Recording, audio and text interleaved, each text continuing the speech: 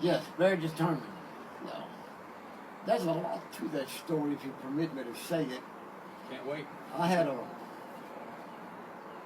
real nice Oldsmobile at the time, fairly new, and we were coming back from that show. We had a cut-up dog, and we picked up a hitchhiker. We came through a small town Sunday morning, and I had let Mayfield drive. So a deputy like Barney Fife pulled us over, brought us to the courthouse, kept us there quite some time. And we had to explain the hitchhiker, which they let him go right off. And then we had to explain the dog. So our story was, we had this dog stop to get some gas, and lo and behold, they had a damn old cur dog running loose and got on him. So that pretty well passed. So they fined both of us. They fined me a fine for letting Mayfield drive with no license. And when they fined Mayfield for having no license, then they decided to let us go. We were walking down the courthouse steps. I was about halfway down there. Barney Fife was standing at the top, and he did. I turned around, he did. Brought us back upstairs. I said, oh hell, I don't know what's the matter. So my word out of my mouth was, I said, partner, what's the problem? We said, you're too anxious to leave. I said, well, how in the hell would you feel? You know, we paid our fine. And I think you told us to go, didn't you? I said, yeah. I said, well, I'll take you to your word. And they brought us back upstairs, brought us each a Coke.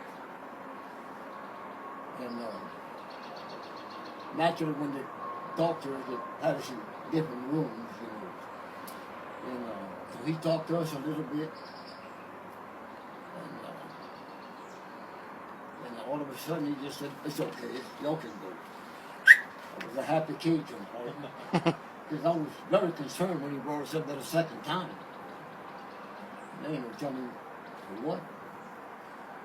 And only because we was too anxious. Well, what it was, I know, as we was going down the steps, we were kind of giving him a laughing or whatever, you know.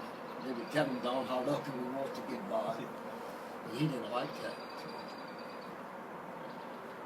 Like he had some ego problems. Yeah. Had an axe to grind. Yeah. Where was that?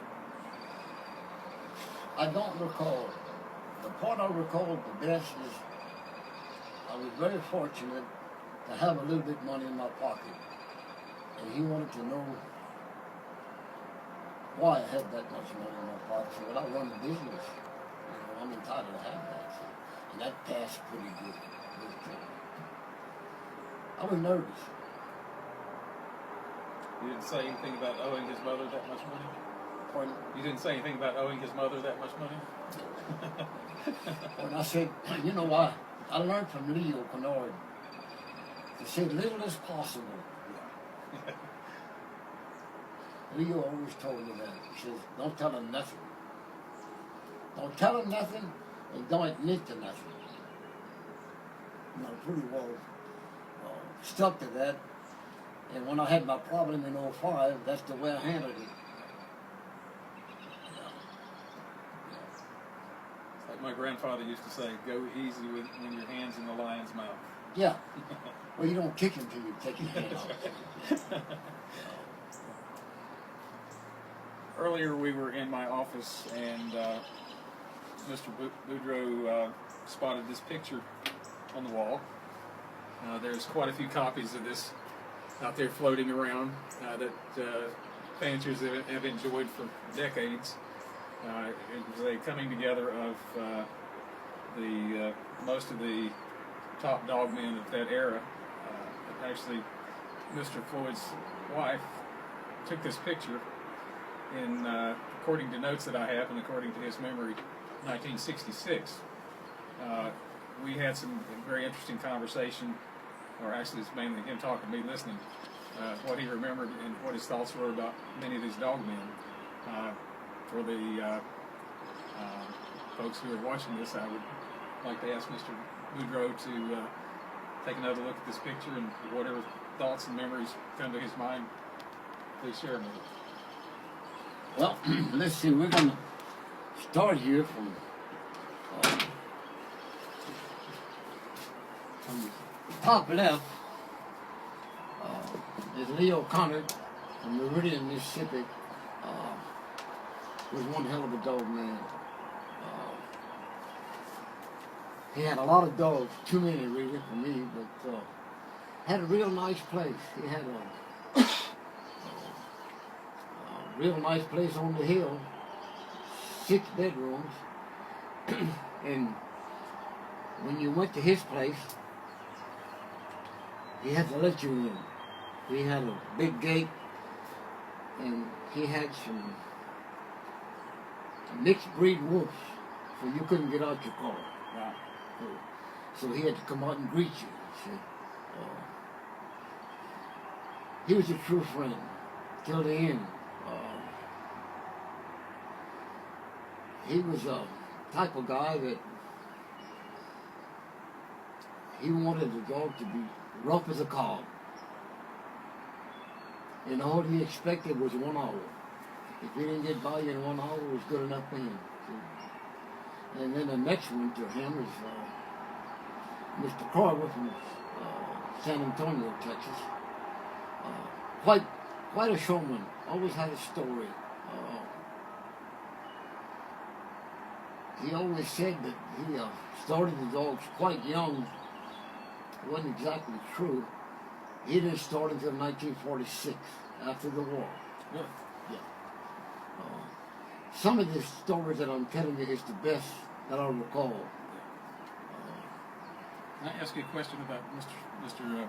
Leo Kennard? Okay. He, from what I have heard elsewhere, he had like $200 or $300. Over 200. Over 200. Yeah. And I think I was also told that maybe he was a bootlegger. Yes, he had. Not trying to tarnish anybody's reputation, but Well, that's how he made his living. He lived in a dry county. He kept his little cup upstairs in the attic. And the way he had that fixed, when you walked into his carport, he had a dummy elevator. It was like he'd hang rubber boots at the bottom. They had a raincoat hanging and an old overcoat hanging.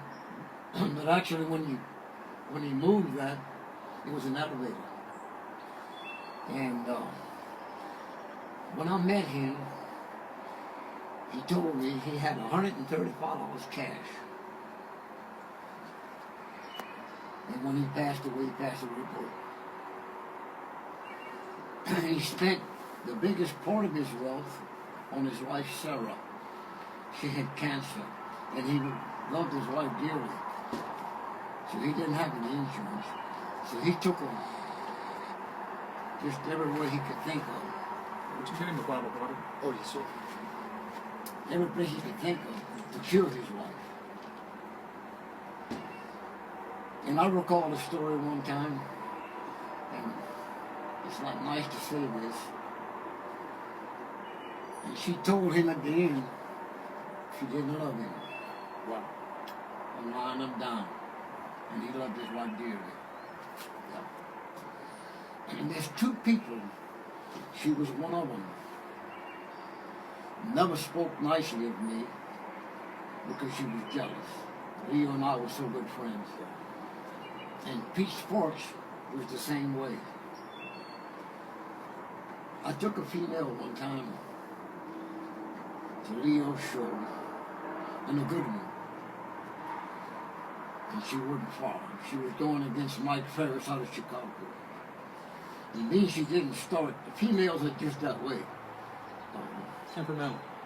Pardon? They can be temperamental. Well, very much so. And I had a good one. And Peach Park said it real loud. He said, boy, I was young at the time.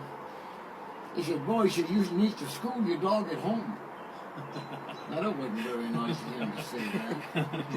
And what that female had just did for me, Mr. Jerome Hernandez and Mayo Grove had a little brindle female named Patsy that was a champion. She had just won 3. And this little red female of mine stopped her in 18 minutes. So I had reason to bring mine. Oh, yeah. And Bert Paulson was the third man in the square, and Bert was loud, as well as you know. So when Bert said to face your dog and turn him loose, and it was real loud, mine just... She thought she was being scolded. Yeah. So I took my dog, and with very much pride, and took her home. And a little disappointed in Peach Forest. Yeah. Yeah. That was unkind. Yeah. You didn't have to say that. See, I just, and then back to next to Mr. Carver here.